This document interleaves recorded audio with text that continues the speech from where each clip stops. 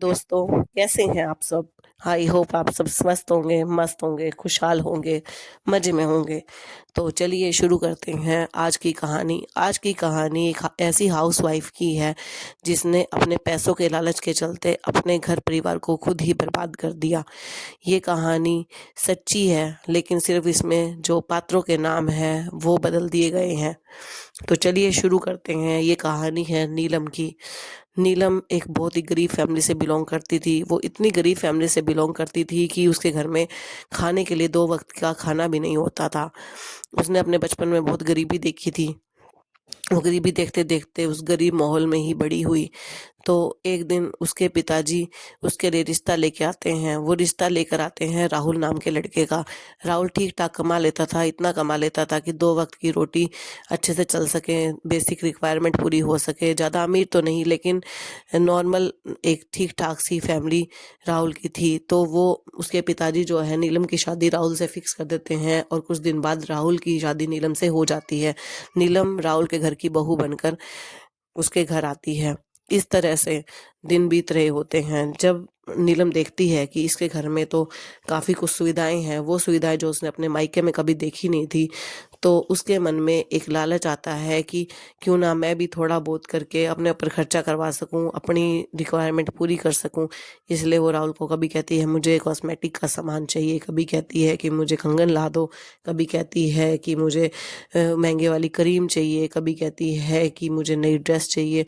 राहुल कहता है कि मेरी इतनी सैलरी नहीं है कि मैं तुम्हारी ज़रूरत हर रोज़ पूरा करता रहूं, लेकिन ये है कि थोड़ा बहुत मैं तुम्हारा कर सकता हूँ रिक्वायरमेंट पूरी, क्योंकि मुझे घर परिवार भी चलाना पड़ता है। तो नीलम कहती है कि देखो, मैं तुमसे नहीं कहूँ तो किससे कहूँगी, प्लीज़ कम से कम मैंने अपने मायके में बहुत बुरे दिन देखे हैं, बहुत गरीबी देखी है, कम से कम तुम तो मुझे खुश रख ही सकते हो, ये थोड़ा बहुत मुझ पे खर्चा कर ही सकते हो। इस तरह से वो राहुल को इमोशनल ब्लैकमेल करती है और राहुल जो है छोटी मोटी ज़रूरतें उसकी पूरी करता रहता है। लेकिन यहाँ भी उसकी जो पैसों की भूख है, अमीरी की भूख है, वो ख़त्म नहीं होती। एक दिन वो अपनी सहेली अपर्णा से मिलने के लिए जाती है।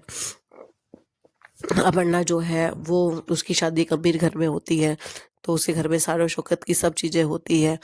वो उससे मिलने जाती है, पूछती है। वो चाय पी रहे होते हैं, तभी अपर्णा के फ़ोन पे फ़ोन आता है उसकी सहेली का। तो फ़ोन रखने के बाद अपर्णा कहती है नीलम से कि यार मुझे किट्टी में जाना पड़ेगा, मेरी पार्टी है, मैं भूल ही गई थी, मेरी फ्रेंड का फ़ोन आया, इसलिए मैं रेडी होने जा रही हूँ। तो नीलम कहती है ये किट्टी क्या होती है।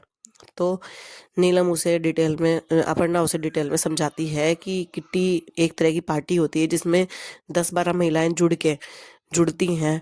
वो मिल के कॉन्ट्री करती हैं हर महीने। कोई 3,000 की, मतलब एक फिक्स अमाउंट होता है, 3,000 की भी हो सकती है किट्टी, 3,000 से लेके 50,000 तक की किट्टी होती है। वो अलग अलग फाइनेंशियल स्टेटस की महिलाओं के ऊपर डिपेंड करता है कि जो महिलाएं जुड़ी हुई है वो कितने की किट्टी डालती हैं। इसमें ये एक तरह की पार्टी होती है जिसमें कि जो 10-12 महिलाएं मिलकर, अगर सपोज करो 3,000 की किट्टी पार्टी का जो है वो बेस बनाया गया, तो सब महिलाएं मिलकर हर महीने 3,000 रुपये उस पार्टी में डालेंगी।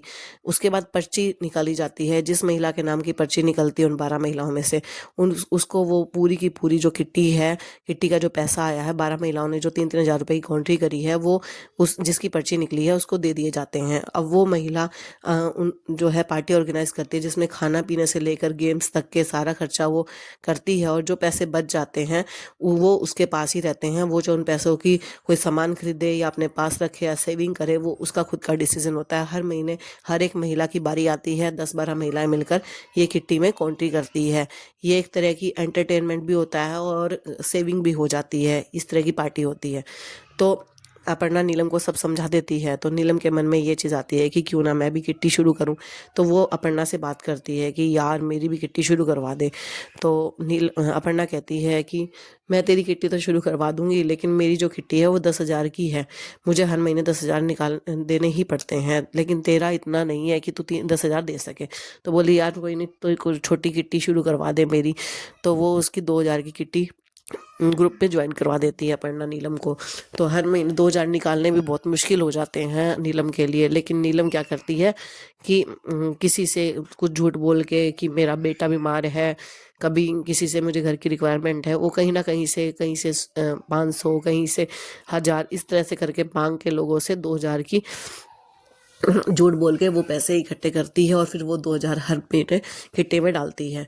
तो वहाँ उसकी मुलाकात एक और महिला से होती है जो कि 5000 की किट्टी पार्टी को ज्वाइन किया होता है, जिसने 5000 की किट्टी ग्रुप को।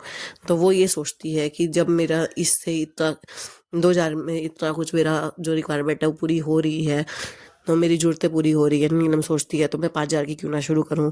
तो वो इसलिए वो और बड़े बड़े झूठ बोलते शुरू कर देती है अपने पति से भी कि मुझे इस चीज़ में ज़रूरत है या मैं ये काम शुरू करूंगी। वो अपना पार्लर भी खोल लेती है, तो वहाँ पे लेडीज़ को इतना शुरू कर देती है कि नहीं यार, मुझे पैसों की ज़रूरत है, तुम्हें एडवांस दे दो, ये कर दो, वो कर दो। इस तरह से वो लोगों से झूठ बोल के पैसे लेती है और फिर उसे किट्टी में डालती है। ये सिलसिला शुरू होता है और ये सिलसिला शुरू होते होते वो लास्ट में 20,000 तक के किट्टी ग्रुप में ज्वाइन हो जाती है नीलम। अब उसका पूरा ध्यान सिर्फ अपने किट्टी ग्रुप पे, अपने मेकअप में, अपने सामान के खर्चे में निकलता है। वो घर पे बच्चों पर, अपने पति पर कोई भी ध्यान नहीं देती है। अब आगे इस कहानी में क्या हुआ वो मैं आपको अगले पार्ट में बताऊंगी। अभी के लिए धन्यवाद।